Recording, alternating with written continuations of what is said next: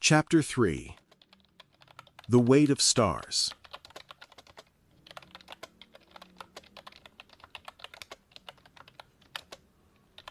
The food court on Deck 1.1 hummed with the easy chatter of early risers and night shift workers grabbing breakfast before heading to their bunks. Jay followed the scent of bacon and coffee through the concourse, his stomach growling loud enough that he was sure Connie could hear it through his implant. Patty Tars sat wedged between a noodle bar and a taco stand, its green shamrock sign flickering cheerfully. Through the windows, Jay could see Dr. Jackson already seated at a corner booth, nursing what looked like black coffee. Jack sat across from him, her posture military straight even at breakfast. A third figure hunched over a tablet, a small, red-haired man, frantically tapping notes. Jay pushed through the door, breathing in the rich smell of sausage and fried bread. The hostess, a plump woman with kind eyes, waved him toward the booth. "Morning," Jay said, sliding into the seat next to the redhead. "You must be Russell." The man looked up, blinking pale green eyes behind wire-rimmed glasses. Russell O'Reilly, Jack's executive assistant. His handshake was firm despite his slight build. "Heard you had quite the adventure yesterday." "Adventure," Jay snorted. "That's one word for it." "Where's Mitchell?" Dr. Jackson asked, glancing toward the entrance. "Right here," a crisp voice said. Mitchell appeared at the table's edge, hair pulled back in a neat ponytail, wearing coveralls that somehow managed to look professional. "I'm sorry I'm late. Had to finish the structural analysis on Jay's ultralight." She fixed Jay with a pointed look. "It's worse than I thought." The waitress materialized with practiced efficiency. "What'll it be this morning?" Dr. Jackson gestured first. "Black pudding, scrambled eggs, brown bread, and keep the coffee coming."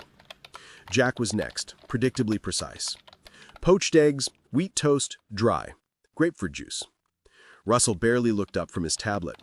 "Full Irish breakfast. Extra rashes, white pudding, and do you have real butter, not that synthetic stuff?" "We do indeed, love." "Brilliant. And tea. Proper tea. None of that bag nonsense." Mitchell glanced at the menu briefly. Grilled tomatoes, mushrooms, beans.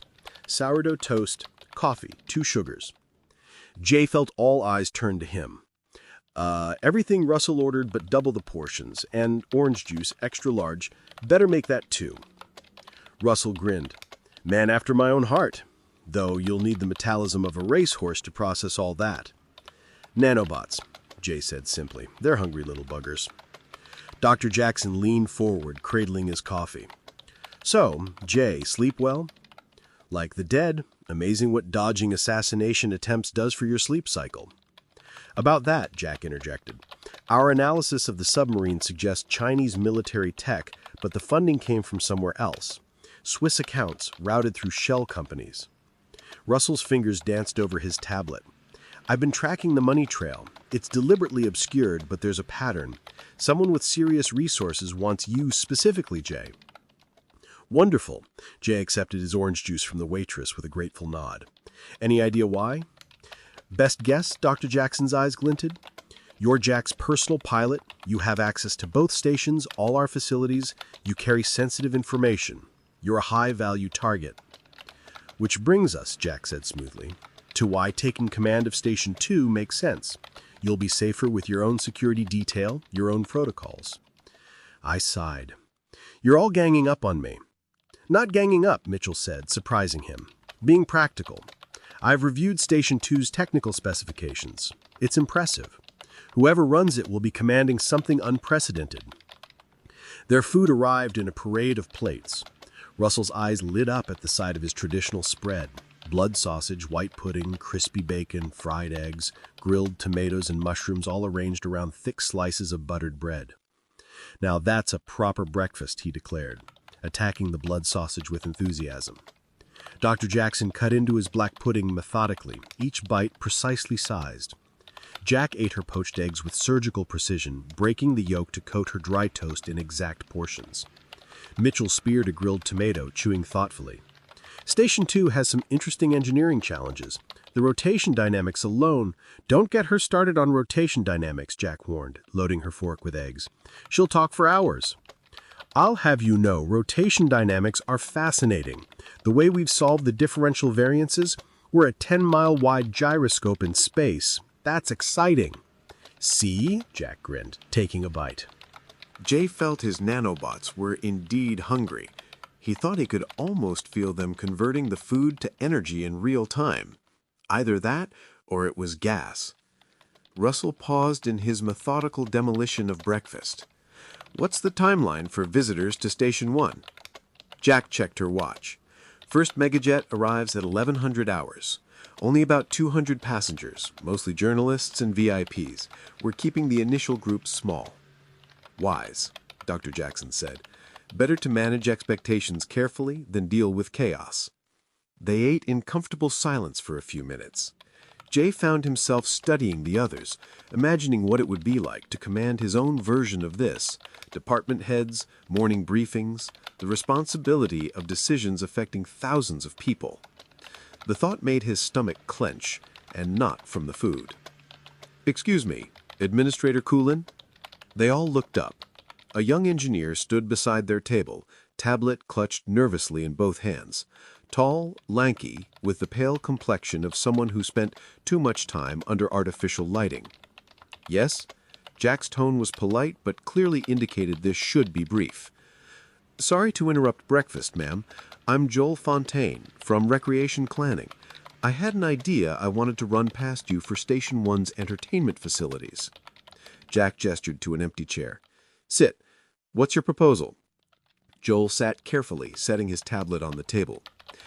"Well, ma'am, I've been thinking about competitive sports for long-term residents. Physical activity is crucial for health in artificial gravity, but most Earth sports don't translate well to rotating environments. Basketball or football, for example." "Go on," Jack said. "I'd like to propose a battle dome, full three-dimensional combat arena, zero-G environment in the center of the station, with multiple levels and obstacles. Teams compete in various scenarios, capture the flag, tactical simulations, that sort of thing. Laser tag in outer space, if you will." Jay's fork stopped halfway to his mouth. "Like Orson Scott Card's Ender Game?" Joel's eyes lit up. "Exactly. The battle school training scenarios. Of course, with safety protocols and non-lethal weapons, but the tactical complexity would be incredible. It would combine athletics, strategy, teamwork, and whatnot." "Dibs," Jay said reflexively. Everyone stared at him. "I mean," Jay felt heat rise in his cheeks, "if it gets built, dibs on the first match." Jack raised an eyebrow. Interesting response from someone who claims he doesn't want command responsibilities. Russell chuckled around a mouthful of toast. "Sounds like our pilot's already thinking like a station commander." "It's just," Jay gestured vaguely with his fork. "Come on, zero-G tactical combat? That would be amazing." Mitchell smiled. "The engineering would be fascinating. Variable gravity, although tiny, safety systems, real-time obstacle reconfiguration. I could go on and on." "Now you're both getting excited about it," Dr. Jackson observed dryly. "Joel, submit a formal proposal to Administrator Coolin. Include cost estimates, safety protocols, and a timeline." "Yes, sir. Thank you, sir." Joel gathered his tablet and hurried away, practically glowing with excitement. Jay asked, "Joel, would you be interested in running the games or maybe supervising the construction?" He grinned. "Can I choose both?" Jack turned to Jay with a knowing look. "Still think you're not interested in command?" Jay scowled into his eggs. "It's just sports." "No," Dr. Jackson said quietly. "It's leadership. You saw an opportunity to boost morale, encourage physical fitness, build team cohesion, and you immediately wanted to participate, to lead by example. Plus," Russell added, "you instinctively claimed first rights. That's territorial behavior. Classic alpha response." "I'm not an alpha anything," Jay protested. Mitchell leaned back in her chair, studying him. "What do you think leadership is, Jay?" "I don't know. Giving orders? Making speeches? Sitting in meetings all day?" Sometimes, but mostly it's seeing what needs to be done and making sure it happens. It's caring about the people under your command more than you care about yourself. Joel got up, said thank you, and left. Dr. Jackson finished his coffee and set the cup down with finality. Jay, you've been leading people your whole life. You just called it something else. When you were on construction, who did the other workers look to for advice? Jay was quiet for a long moment. That was different. How? Those were practical problems, engineering issues, physics, and the workers looked to you, Jay, for advice, for answers. And running a station isn't? Mitchell asked. Life support is engineering. Navigation is physics. Personnel management is just applied psychology. Russell looked up from his tablet. Jay, can I ask you something? Sure. Yesterday, when you escaped from that submarine, whom were you thinking about? Jay frowned. What do you mean? I mean, were you trying to save yourself, or were you thinking about getting back to deliver that message about warning people? The question hit Jay like a punch to the gut. He'd been thinking about the message, about getting back to Dr. Jackson, about the implications of the attack. I see it in your face, Jack said softly. You were thinking about the mission, about protecting other people. That's what leaders do. Dr. Jackson stood up, tossing his napkin on the table. Tour starts in 20 minutes. Russell, you're joining us. Yes, sir. Russell began packing up his tablet. Should be educational. As they filed out of the food court, Jay touched Mitchell's arm gently. Can I ask you something? Sure.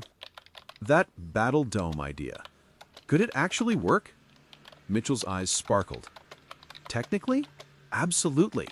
The apparent gravity is 0g in the center, gradually increasing toward the walls, but still virtually zero. We could even create obstacles that shift during combat. Safety concerns? Manageable. Foam barriers, impact suits, non-lethal weapons with biometric locks. The real challenge would be the real-time environmental controls. Jay nodded slowly. And the psychological benefits? Huge. Physical exercise, stress relief, team building, tactical training, plus entertainment for spectators. She paused. Why do you ask? Jay looked up through the food court's massive simulated windows toward the stars beyond. Just wondering what it would be like to build something like that, to see an idea become reality. Mitchell smiled. Feels pretty good, actually. As they walked toward the elevators, Jay found himself thinking about Station 2, about the crew waiting for a commander, about the weight of decisions that affected thousands of lives. Maybe it wouldn't be so bad. Maybe it would be the greatest challenge of his life. And maybe, just maybe, he was ready for it. The transport from Station 1 to Station 2 was nothing like Jay expected. Instead of a cramped shuttle, they boarded what Russell cheerfully called the Executive Express, a sleek vessel with panoramic windows. Station 2 was positioned 10 degrees east of Station 1, 10 degrees ahead of us in the same orbital plane, close enough for easy transit, far enough to operate independently. Through the windows, Jay watched Station 2 grow from a distant glint to a massive structure. Like Station 1, it resembled stacked silver dollars, but newer, with construction scaffolding still attached to several sections. Capacity? Jay asked. Full population? 45 million, Russell said, consulting his tablet. Current population? 12,000 construction and technical staff. Your staff if you take the job. This shuttle is yours too if you take the job. You can fly anytime you like for as long as you like. You wouldn't be a slave to the task at hand. Mitchell pressed her face to the window. Look at those solar arrays. They're using the new Met Collector's efficiency rating must be through the roof. Connie's sister AI runs the station, but she needs a human administrator for policy decisions, personnel management, and strategic planning. What's her name? Jay asked. She hasn't chosen one yet. She's waiting for her administrator to arrive. The docking was smooth, barely perceptible. They disembarked into a receiving bay that smelled of fresh metal and ozone, the scent of new construction. A woman in crisp coveralls approached them, tall, athletic build, short-cropped dark hair, and eyes that missed nothing. Dr. Jackson, Administrator Quaylen, welcome to Station 2. I'm Chief Engineering Officer Sarah Connors. She turned to Jay. Mr. Kwaramba, I've heard a lot about you. All good, I hope. Mostly, though our AI has been asking when you will arrive approximately every 10 minutes for the past 24 hours. She's eager to meet you, Dr. Jackson explained. An AI without a human partner is like a ship without a captain. Technically functional, but not truly complete. They began the tour in the administration section. The offices were spacious, with windows that seemed real, but were just clever framing of video monitors. Looking out at Earth, hanging blue and beautiful in the distance, Jay found himself pausing at what would be his office, a huge space with a wide view of Earth. Like it? Connors asked. It's intimidating, Jay admitted. Wait until you see the residential sections. Station 2's living quarters made Station 1 look cramped. Some apartments with actual yards, small parks, and even trees. Children's play areas. The idea, Russell explained, is to make this feel like home, not just a workplace. Families, communities, real neighborhoods. They toured the industrial sections next, Deck 1.00.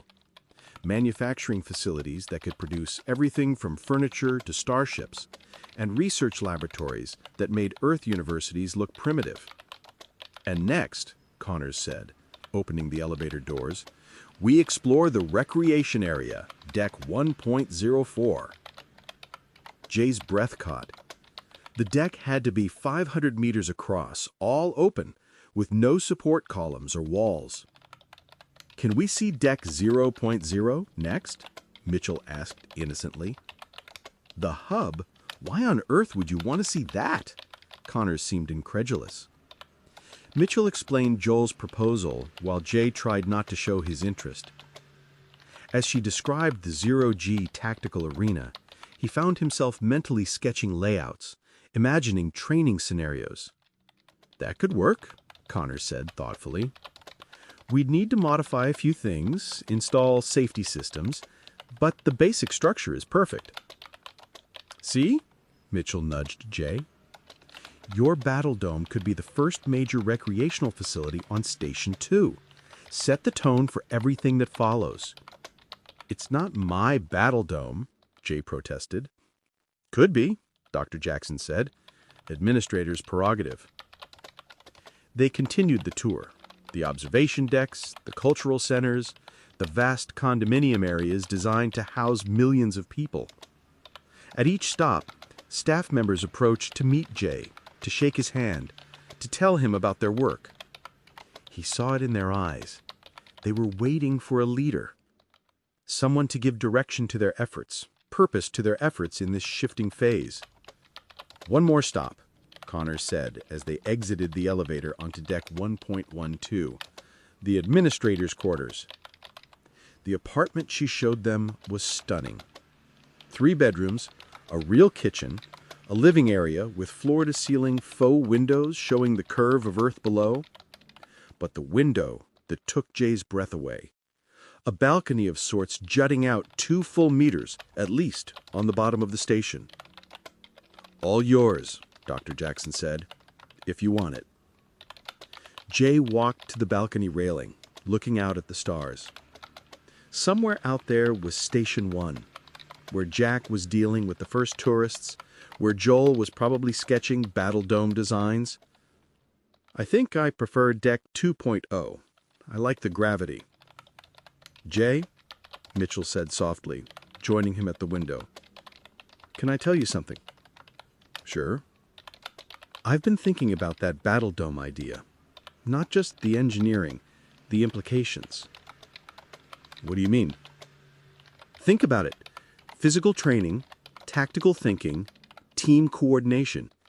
You'd be creating the next generation of space-adapted humans, people who think in 3 dimensions and can function in any environment. That's a big leap from recreational sports. Is it? Look around you. She gestured at the station surrounding them. This isn't just a habitat, it's humanity's next step. And whoever runs this place will be shaping that future. No pressure, Jay muttered. Actually, lots of pressure. The good kind. The kind that makes diamonds. They were interrupted by Connor's voice from inside. Mr. Kwaramba, you might want to see this. Jay and Mitchell hurried back into the living room, where the others were gathered around a wall-mounted display screen. The image showed a view of local space, with Station 1 visible as a bright dot in the distance. What am I looking at? Jay asked. Connors pointed to several smaller objects moving in formation towards Station 1.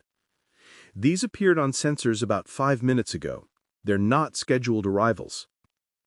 Russell was already typing furiously on his tablet. No flight plans filed, no response to hails. They're coming in fast and quiet. Dr. Jackson's expression went hard. How many? 12 objects, maintaining tight formation. Trajectory suggests they'll intercept Station 1 in approximately 40 minutes. I felt ice form in my stomach. Is this an attack? Unknown. But they're not broadcasting identification, and they're ignoring traffic control. Mitchell moved closer to the screen, studying the display. Their approach vector. They're using Station 1's sensor shadow, staying hidden until the last possible moment. Hostile intent, Jay said flatly. Dr. Jackson was already moving toward the door. We need to get back to Station 1 now. Wait, Jay said. Everyone turned to look at him. Connor, what are Station 2's defensive capabilities? Defensive? We're a civilian facility. That wasn't my question. What systems do you have that could be repurposed for defense? Connor blinked. Well, the construction equipment could be adapted. Industrial lasers, magnetic accelerators for moving materials, point defense systems for space debris. Could they stop an attack on Station 1 from here? Theoretically, but someone would need to coordinate it. Do it.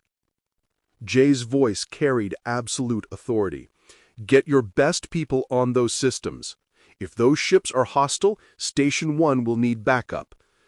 Sir, I can't authorize the use of construction equipment as weapons without proper authority. Jay stepped closer to her, and she seemed to realize she was looking up at 7.5 feet of muscle and determination. Chief Connor, I just gave it to you. She straightened. I'll get my teams on it immediately. As she hurried out, Russell looked at Jay with something approaching awe. That was very administrator-like.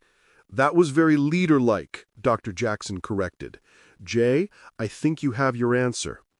Jay was still staring at the screen, watching the unidentified objects approach Station 1. Mitchell, how fast can you get us back? Emergency transit in maybe 10 minutes? Do it. As they rushed toward the shuttle bay, Jay felt his way of thinking move from pilot to strategic. The weight of command, the responsibility for thousands of lives. It wasn't crushing him, it was focusing him. Station 2 ASI, can you read me? I read you, Mr. Kwaramba. Call me Jay. What do I call you?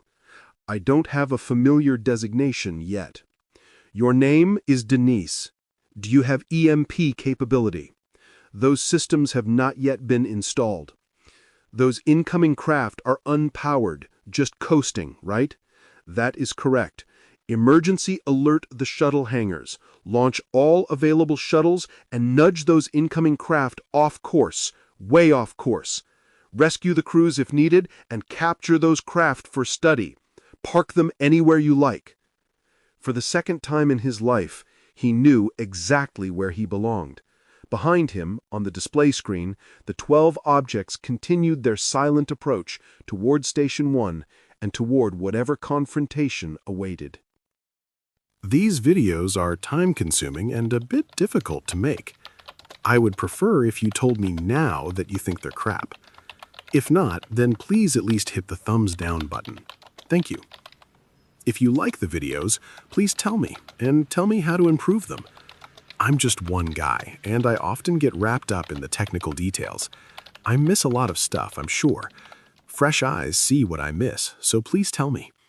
At least hit the like button. And if you're so inclined, please hit the share button. Thank you.